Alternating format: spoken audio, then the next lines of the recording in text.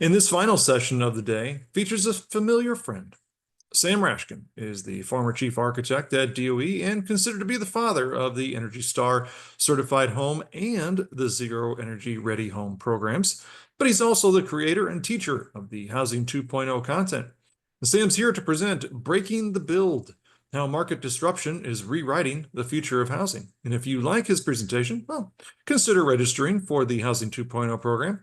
Sam and I talk a lot about optimization and community and design and a whole lot of other fun, innovative topics.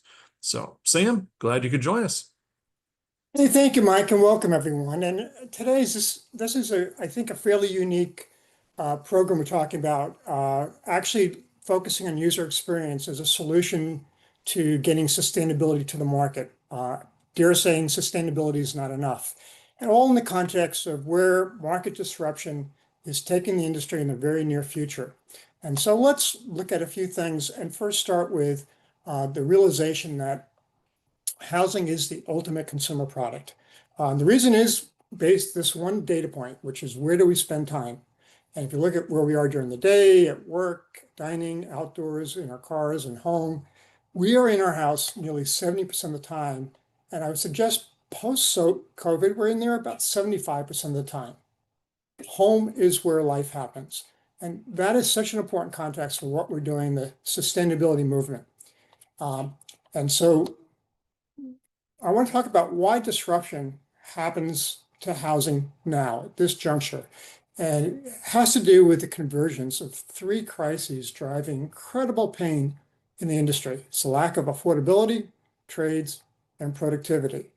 And moving into the first affordability crisis, the most significant content I can bring forward at this point is just the price income disconnect is just unprecedented. If you look at median household income compared to median home price in blue, and look at over time how big the gap is getting, this is where you should get concerned. Because we're at a point where 77% of households can't afford a median price home. And historically, what happens is housing normally goes up very steeply and then hits a recession, maybe is a factor in the recession, and then it drops, and then it proceeds to go back up steeply again. So here we are one more time, going up steeply again. And I won't comment whether or not this will be the first time in 100 years when housing takes a deep rise or experiences a deep rise that the economy doesn't go into recession. What I will say is this increasing gap is unsustainable. At some point, the buyer, the consumer, has to be able to afford the product. And when you're pushing 80% that can, this is a crisis. Next point about this is that all the indicators in the market are telling you Americans are house poor. If you need any further evidence that the housing cost issue is not having profound impacts. Nearly 30% of households have jobs, but are one emergency away from poverty. They have no resources to manage the home because it costs so much. Nearly 2/3 of Americans are living paycheck to paycheck, and the related indicators like Americans falling behind on car payments at the highest rate in decades all suggest, again, that housing prices cannot sustain increases the way they've been doing. So that's crisis number one. Number two is the trade crisis. And all you need to know here is that the average construction worker age is over 42 years old. At the same time, for every 5 workers that retire, there are only 2 in the pipeline to replace them. And this is according to a study by the Home Building Institute. And this is also in light of the fact that they project we needed over 700,000 new workers to provide the labor to build over 1.5 million new homes each year needed to meet the growing demand. So this trade crisis, everyone's aware of, is profoundly impacting the industry. And lastly, the productivity crisis. And what I'd like to hear talk about is just start looking at other industries, and it's shocking how little innovation has been employed in the housing industry. Here's how cars were made in 1903, about 120 years ago, And you look at how cars are made today, and it's just so impressive how much productivity has been just embedded in the manufacturing of that product. In comparison, here's how housing was made 150 years ago, and compare that to how we build enclosures today 150 years later. And it's the amount of innovation is shockingly small. We went from dimensional lumber to engineered lumber.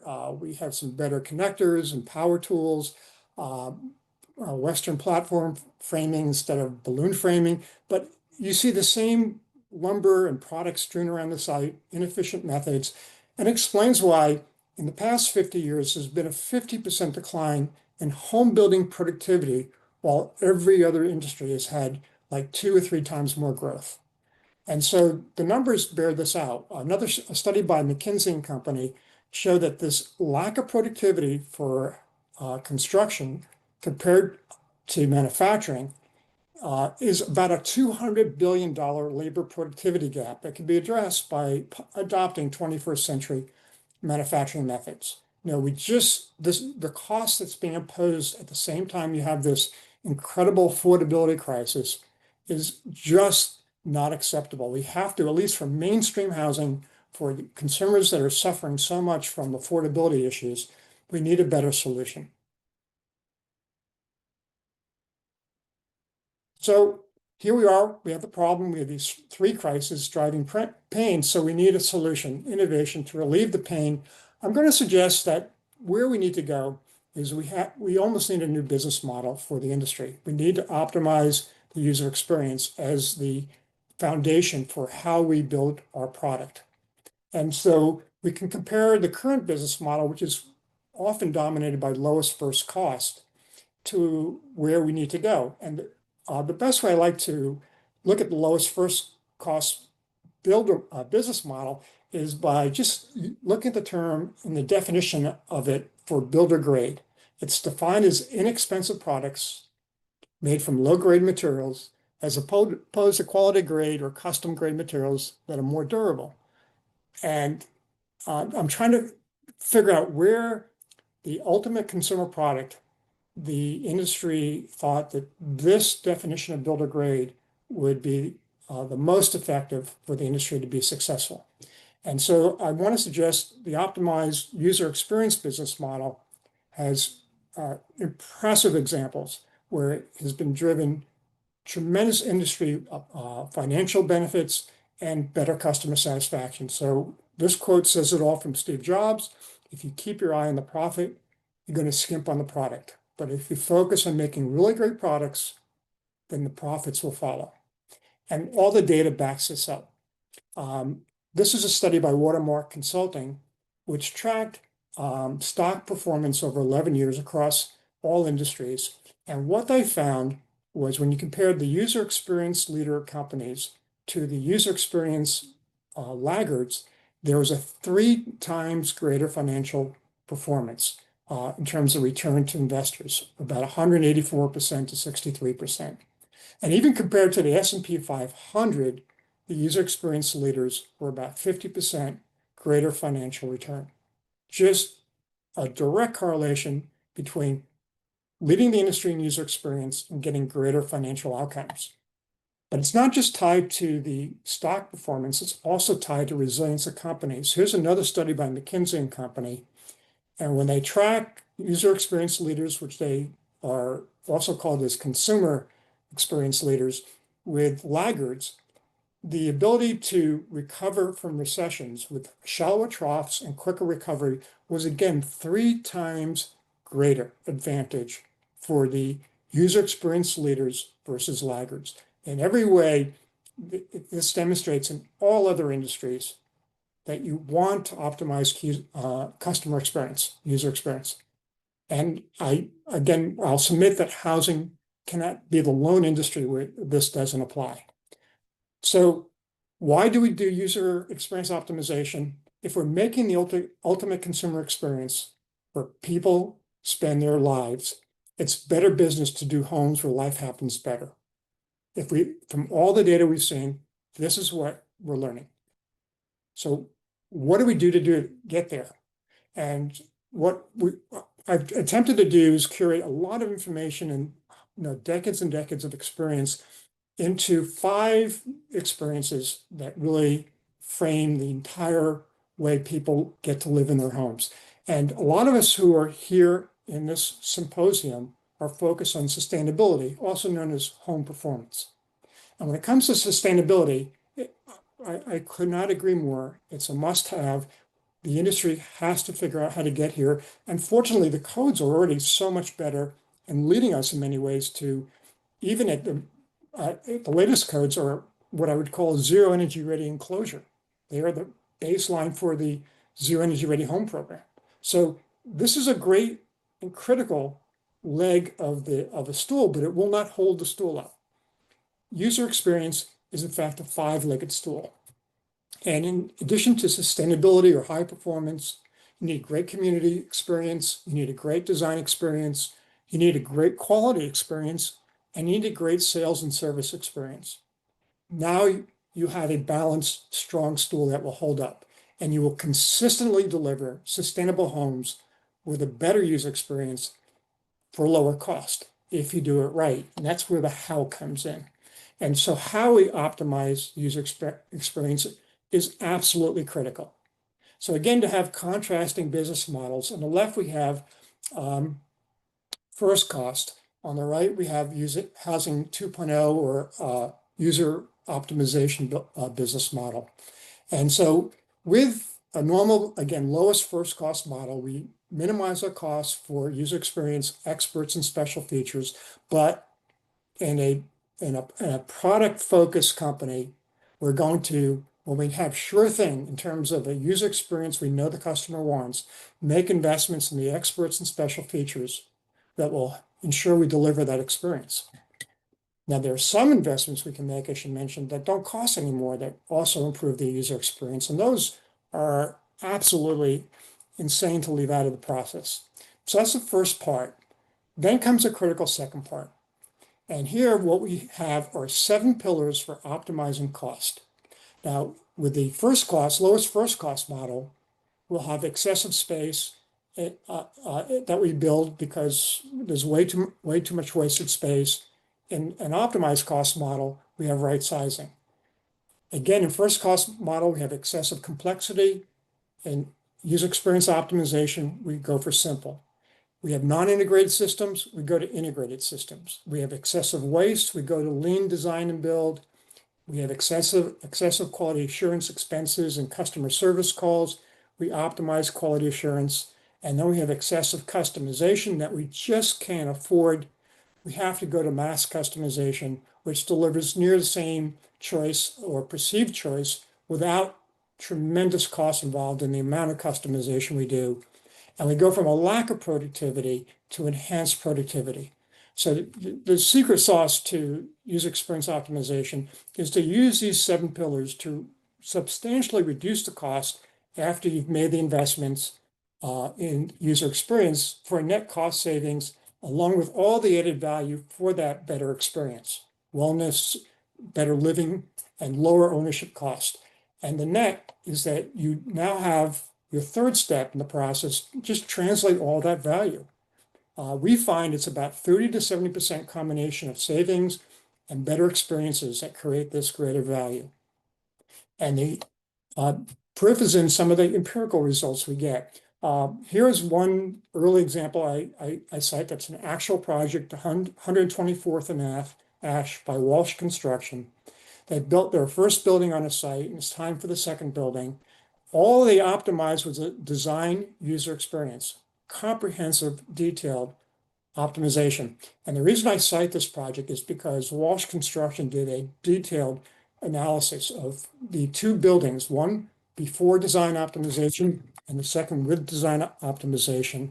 And the net just cost savings, forget the improved layout and benefits and experience of the unit, just the cost savings, hard cost savings were 24%, just for one of the 5 user experiences that we talked about. So we see great evidence that this is a superior business model. And kind of to sum it up, and what I want to suggest today is that again, we all know sustainability is such a powerful, important new approach to how we do buildings, how we do housing. But it's so important within that context to really understand it's not enough. We want sustainable homes, we want to optimize wellness, but there's so many other experiences we want in the place where we spend 75% of our lives. We want open spaces around us, daylight, fresh air, outdoor living, storage, smart convenience, work at home, advanced lighting, color. I can put like another 20, 30, 40 tiles of experiences that we want along with sustainability.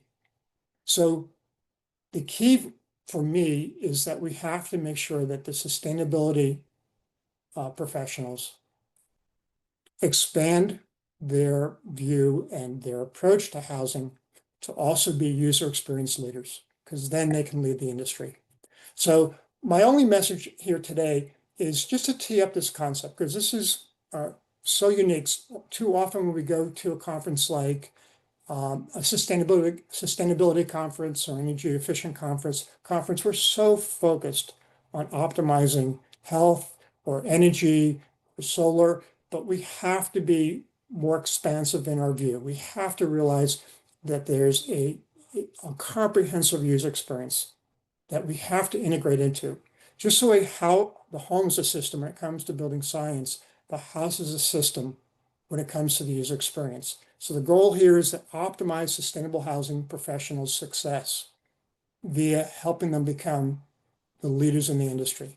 And so I encourage a lot of you to join Green Builders Housing 2.0 program. Starts with this book, which is the main reference, over 400 pages of with 160 best practices for how we approach being industry leaders. We have our workshops, we have our in-person training courses we do. So please do check this out, because I so much want the sustainability professionals that I'm so familiar with around the country to just be able to also provide a great consumer product. I hope this makes sense, and if there are any questions, happy to answer.